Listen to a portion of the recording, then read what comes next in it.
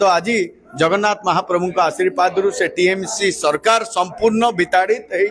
हो धर्मर सरकार सेठी बनी जो महायज्ञ होता सेठी मु राष्ट्र अध्यक्ष नितिन नवीन जी धर्मेंद्र प्रधान जी आमर ओडिशार सुपुत्र जी धर्मेंद्र प्रधान जी निजे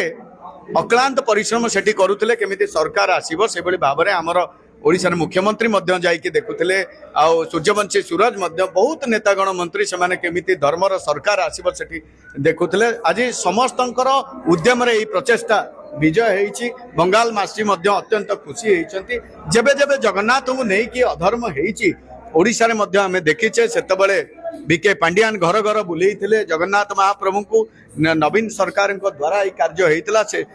संपूर्ण से विताड़ित होते ओडिशा से भाव में ममता बनर्जी जो अधर्म कार्य करते जो धाम आख्या देते दीघार मंदिर तोड़िकी आ प्लस पत्थर मूर्ति करके भक्त भगवान को दूर कर देते महाप्रभु को पाषाण करके आज सी तार उचित दंड पाई